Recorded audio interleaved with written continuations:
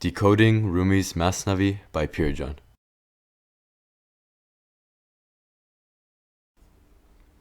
Part 2.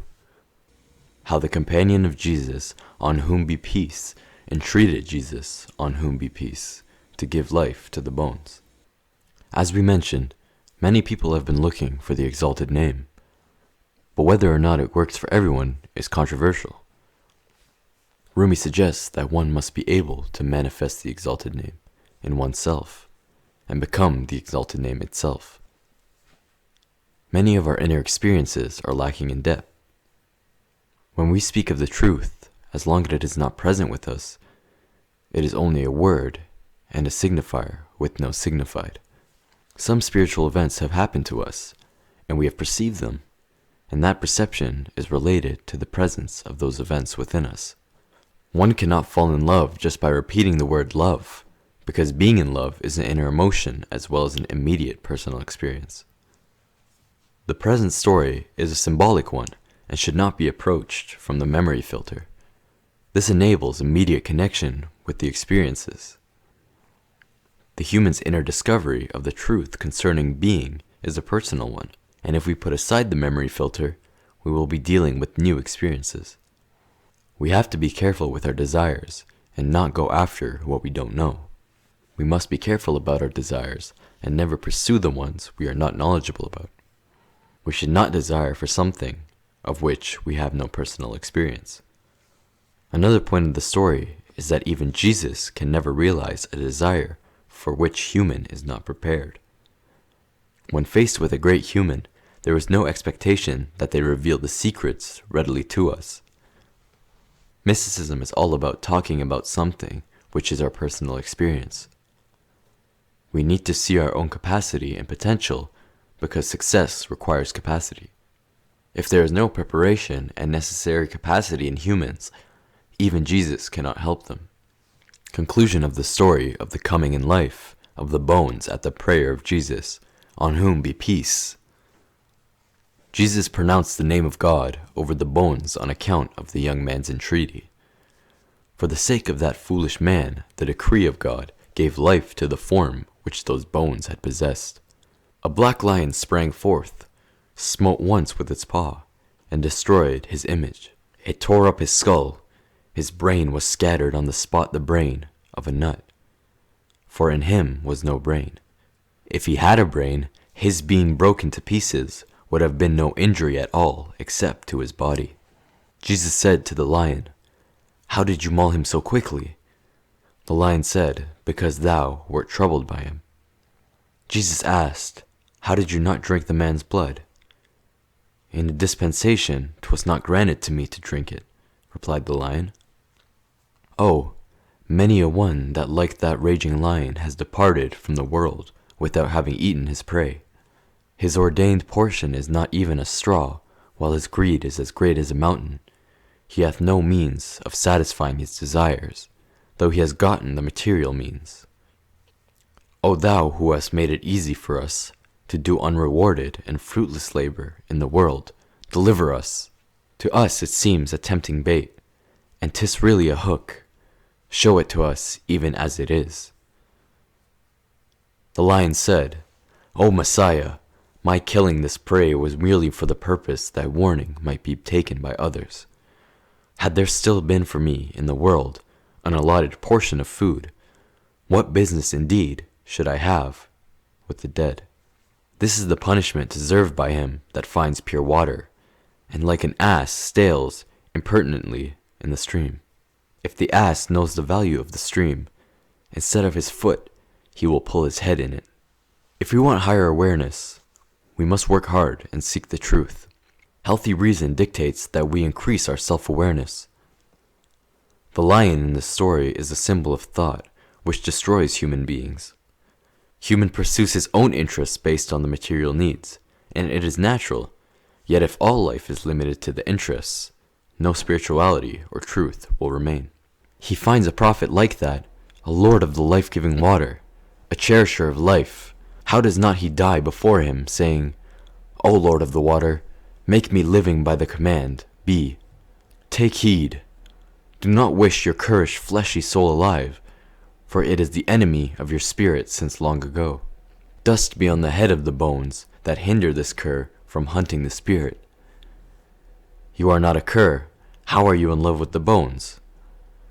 Why are you in love with blood, like a leech? As we mentioned before, the best way to understand formlessness is the experience of love. But what is love, and how can we consciously fall in love? Humans can be prepared to understand love. The realization of true love can be achieved when the inner voice reveals something to human and there is no material interest involved. If we do something without pursuing our interests and enjoy it spiritually, we are ready to experience love. In religious stories, a sparrow was trying to extinguish Abraham's fire and save him. I would try and do my job as much as I could, it replied, when asked why it was doing this. What eye is that hath no sight, and gets nothing but disgrace from the tests to which it is put? Opinions are sometimes erroneous, but what sort of opinion is this that is blind to the right road? There is no question of profit or loss in the subject of love. We must do what we love deeply and wholeheartedly. Life is some kind of test to apply what we have learned, and if we are attacked and questioned about our identity, we must move on in self-control and in existence. To reach the capability of mysticism, we need to have a mind sharp as diamond and strong as steel to break the illusions. That is the only thing working. The whole point of the Divan Shams is that we have to put aside our illusions. The mind must come to a state of quick understanding as the angels have. Our mind suffers from time depreciation and weakness. The mind always thinks that if it is to reach the highest stages, it should take years of worship and austerity. Yet this is not Rumi's method. Rumi's mysticism believes that by moving faster and eliminating the time, there will be more capabilities and no need for torture or austerity. These simple tips may be difficult to grasp. Whenever anger begins, one must observe the movement of the mind. Some points of memory are stimulated, and the observation brings much inner peace. Iran's mystical practices have nothing to do with torture or austerity. Shams suggested to Rumi that he would try these methods instead of austerity. When one enters into meditation according to Rumi's method, there will be no sustained state without observing these points. One should first start with the simplest steps and observations. Do it once without considering the material interests and see the effects. There are many more complex ways, but these are the first steps in the course of mysticism. The point is not that one must not be angry, but to observe it. O eye, thou makest lament for others, sit down a while and weep for thyself. One of the stages of observation is to see how we waste human life. Then we come to realize how much damage we have undergone. Simply crying does not work. Sometimes mystical ways to meditate are experienced by crying. The bow is made green and fresh by the weeping cloud, for the reason that the candle is made brighter by its weeping. Wheresoever people are lamenting, sit you there and lament, because you have a better right to moan than they have. Life is some kind of test, and its question is how much human is willing to spend for a mystical point. This test does not mean that one has to attend mystical meetings, yet if we love mysticism, we must know that love exists in our beings and that there is no compulsion. Inasmuch as they are concerned with parting from that which passes away and are forgetful of the ruby of everlastingness that belongs to the mine of reality. Many liturgical ceremonies take place due to missing some mortal things, in which the glittering and eternal essence of life is forgotten. Inasmuch as the stamp of blind imitation is as a lock upon the heart go, scrape off, dissolve its lock with tears. Imitation closes the eyes. Every truth must be personally experienced. Observing the inner state of the being will eliminate the imitation. Inasmuch as imitation is the bane of every good quality, imitation is a straw, even if it is a mighty mountain. All goodness is accompanied by the pest of imitation, and imitation destroys everything. Formlessness must be personally experienced. If a blind man is big and choleric, deem him only a piece of flesh, since he has no eyesight. Though he, the blind imitator, speaks words finer than a hair, his heart has no knowledge of these words. He has a certain intoxication from his words, but there is a good way between him and the wine. He is like a riverbed. It does not drink any water. The water passes through it to the water drinkers. The water does not settle in the riverbed because the riverbed is not thirsty and water drinking. Like a reed flute, he makes a piteous lament, but he only seeks a purchaser. The imitator in his discourse is like a professional mourner. That wicked man has no motive except cupidity. The professional mourner utters burning words of grief, but where is the glow of heart and the rent skirt? Between the true knower and the blind imitator there are great differences, for the former is like David, while the other is but an echo. The source of the former's words is a glow of feeling, whereas the imitator is one who learns old things by rote. Beware, be not duped by these sorrowful words. The ox bears the load, but it is the cart that moans. Even the imitator is not disappointed of the divine recompense. The professional mourner gets his wages at the time of reckoning.